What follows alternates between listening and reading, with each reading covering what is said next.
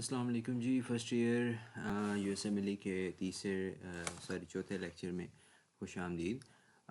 इसके अंदर हम जो है ना प्यूरीन सैल्वेज की बात करने लगे हैं। पिछले लेक्चर के अंदर से मैं एक चीज़ बताना चाहूँगा। मैं इनके अंदर इंशाल्लाह मेरी कोशिश होगी कि मैं उर्दू के अंदर नोट्स जो है ना वो और इंग्लिश दोनों में जो सबसे इम्पोर्टेंट चीज़ें हैं उनके नोट्स बना के साथ अपलोड करूँगा। इसकी इस वीडियो की डिस्क्रिप्शन में या पिछली वीडियो की डिस्क्रिप्शन के साथ ज़रूर मौजूद होंगे।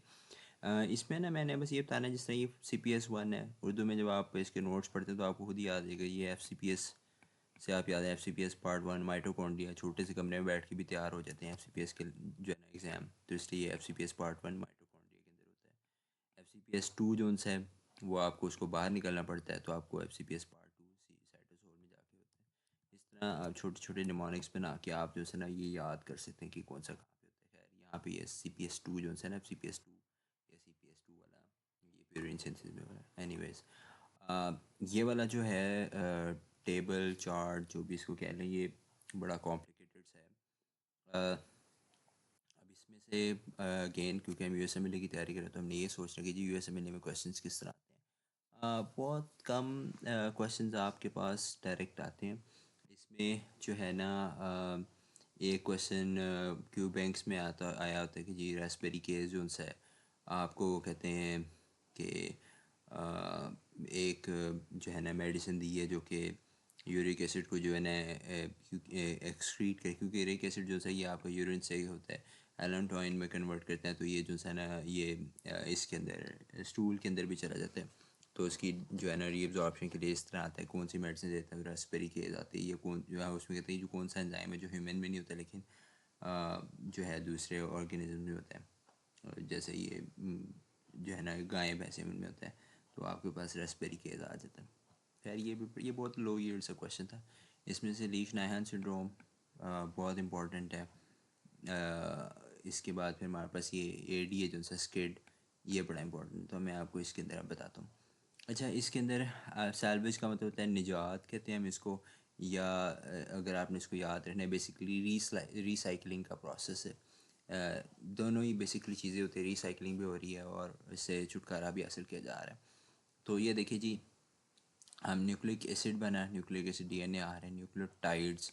हम न्यूक्लियोटाइड्स में हमने पढ़ा था न्यूक्लियर जो है ना ये एडिनोसिन कोई भी बेस होगी, फिर साथ उसकी शुगर होती है और फिर उसके साथ जो है ना फॉस्फेट होता है, तो न्यूक्लियोटाइड बन जाता है। न्यूक्लियोटाइड से फिर न्यूक्लियोसाइड बन जाता है, जिसमें से फॉस्फेट निकल जाता है तो न्यूक्लियोसाइड आ जाता है बेस। और वो जो है ना नाइट्रोजनस बेस, और साथ आपके पास जो 5 शुगर है जो दिया है।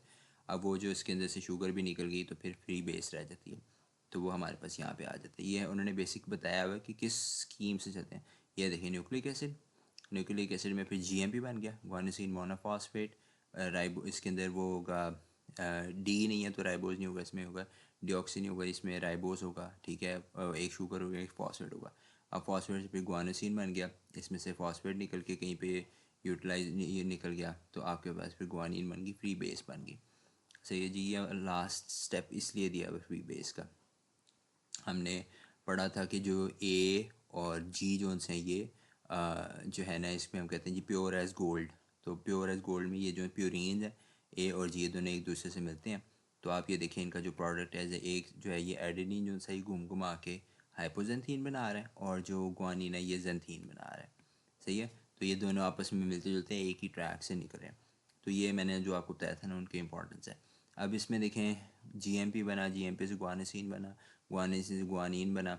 अभी जो ये न्यूक्लियर बेस बन गई है, नाइट्रोजनस बेस, यहाँ पे इसको रिसाइकल करके या तो आप ये कर सकते हैं, ये जो PRPP है ये पेंटोज फॉस्फेट पाथवे होता है, वहाँ से ये बनता है। बेसिकली 6 शुगर को 5 शुगर में कन्वर्ट करने का एक पाथवे होता है, तो वहाँ से जो है ये प्रोडक्ट बनती है। इस प्रोडक्ट के साथ अगर आप ग्वानिन को यूज़ करके तो वापस आप GMP बना सकते हैं। GMP बना के जो है ना आप इसको फिर यूटिलाइज़ कर सकते हो दोबारा DNA बनाने के लिए। एक ही वाली ऑप्शन है। दूसरी ऑप्शन ये है कि जी ये जो PRPP है हाइपोजेंथीन के साथ मिले और IMP बना लें। IMP से फिर हमारे पास ऑप्शन दोबारा है कि हम GMP दोबारा बना लें या फिर हम AMP दोबारा बना लें। अच्छा, ये सारी तो बहस है, इस बहस का फ़ायदा इस कदर इतना अहम नहीं है। लेकिन ये देखें, ये मैं आपको बस ये बता दूँ, PRPP सिंथेस, PRPP जो मैंने बताया ना राइबोज 5 वाले शुगर से फाइव फॉस्फेट जो शुगर आई है, फाइव शुगर उससे जो बना है। खैर ये इसमें थोड़ी सी कन्फ्यूजन है कि फाइव शुगर से सिक्स बन रहा है या जो भी, लेकिन ये बस ये होता है कि ये जो ना राइबोज, ये शुगर, ये पेंटोज फॉस्फेट ये होती है ये पेंटोज फॉस्फेट एक होता है साइकिल, उसके अंदर हम आगे हम अभी पढ़ेंगे तो उसमें क्लियर हो जाएगा। अच्छा जी, यहाँ पे एडिनिन वही वाली बात है, ये आगे अब काम की बात पे आते हैं, ये आप पढ़ लेंगे, इसके अंदर इंपॉर्टेंट चीज़ें हैं नहीं एज सच। इंपॉर्टेंट चीज़ है ये स्किड। अब क्लैड्रिबीन और पेंटोस्टैटिन ये क्या कर रही हैं, एडीए को रोक रही हैं। एडीए क्या कर रहा है, एडिनोसिन यानी कि न्यूक्लियोसाइड को कन्वर्ट कर रहा है इनोसिन में। इनोसिन जो है ये नीचे जाएगा हाइपोजेंथीन पर, हाइपोजेंथीन से इसने रिसाइकल होना है। अब एडीए जो सा है ना, वो एडिनोसिन को ब्रेक डाउन ही नहीं होने दे रहा, तो ये यहाँ पे एडिनोसिन बढ़ता जा रहा है और इनोसिन बन ही नहीं रहा, तो इसलिए जो सैल्वेज पाथवे है वो यहाँ पे रुक गया। तो ये एडीए की जो डेफिशिएंसी होती है, ठीक है, एडिनोसिन डी एमिनेज, ठीक है, इसकी डेफिशिएंसी की वजह से क्या हो रहा है कि ये पाथवे यहाँ पे रुक गया, और आखिर बॉडी जो है वो कितने न्यूक्लिक एसिड अपने खुद से बनाएगी, उसको अल्टीमेटली जो बने हुए बेसिस हैं उन्हीं को यूज़ करनी पड़ती है, तो वो हर बेस शुरू से नहीं बना सकती, इसलिए ये प्रोसेस पे अल्टीमेटली रुक जाएगा। तो ये जो है इसकी वजह से जब ये रुकेगा, अब आपके सामने इसकी मिसाल है, सबसे पहले जो सबसे ज़्यादा कॉमनली डिवाइडिंग सेल्स हैं ना, वाइट ब्लड सेल्स होते हैं। तो वाइट ब्लड सेल्स डिवाइड नहीं बनेंगे, इम्यूनिटी वीक हो जाएगी, न्यूट्रोफिल्स की वो प्रोडक्शन नहीं होगी, इसके बाद वाइट ब्लड सेल्स बाकी जो है ल्यूकोसाइड लिम्फोसाइड जो की प्रोडक्शन होगी, तो आपके पास क्या होगी, इम्यूनिटी डाउन हो जाएगी।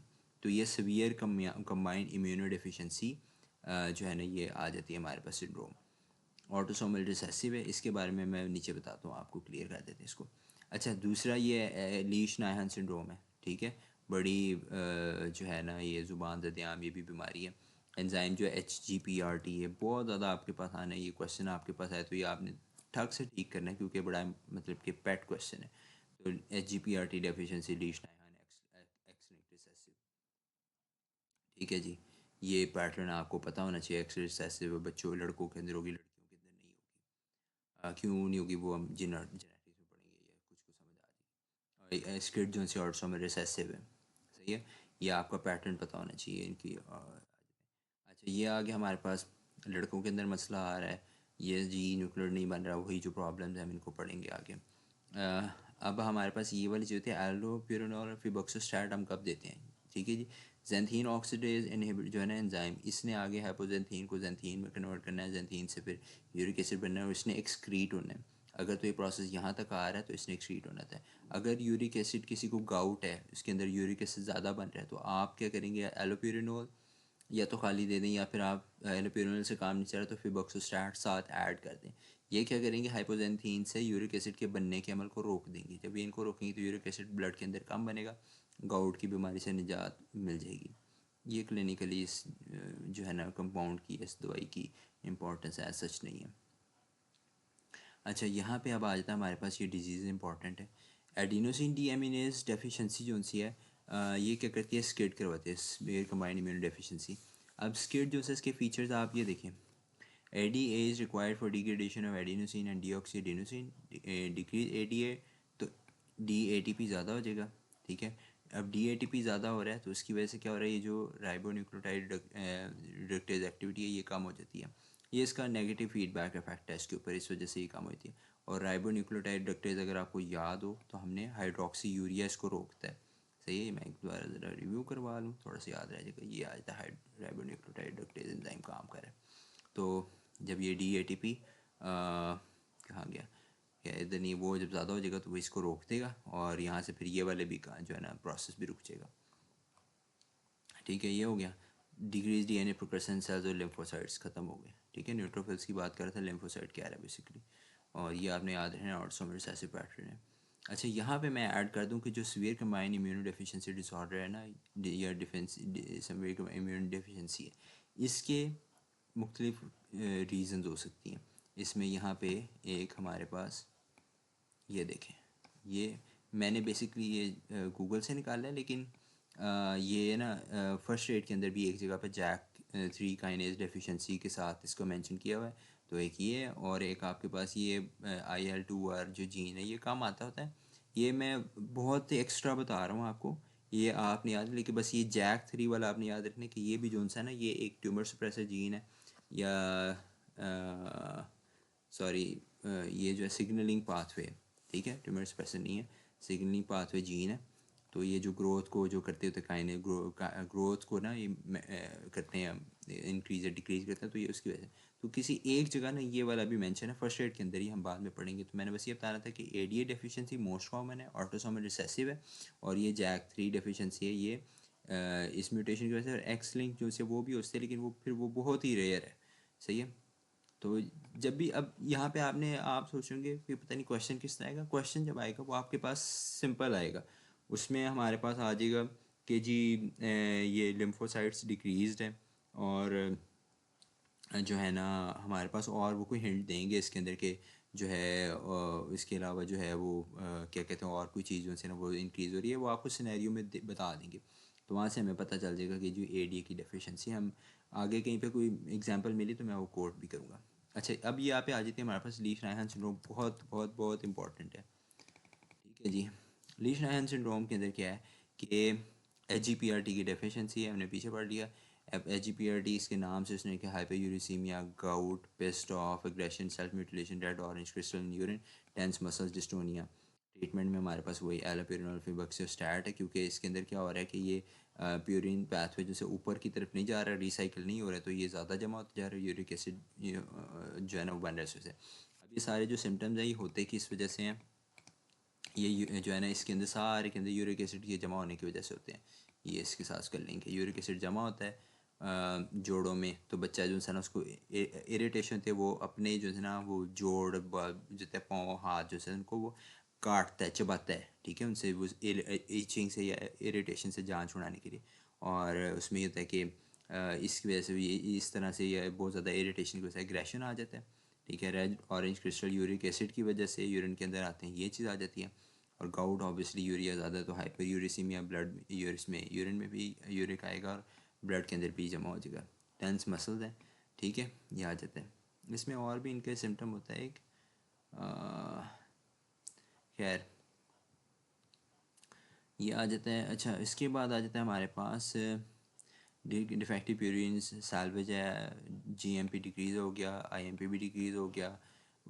ठीक है, ये हमारे पास अब ये पिरामिडीन्स की बात करें, सॉरी प्यूरिन की बात, प्यूरिन तो हमारे पास कम हो गए, पिरामिडीन्स भी कम हो रहे हैं। ठीक है, GA और I जो से ये पिरामिडीन के प्रिकर्सर्स हैं। तो कंपनसेटरी में फिर क्या हो रहा है कि प्यूरिन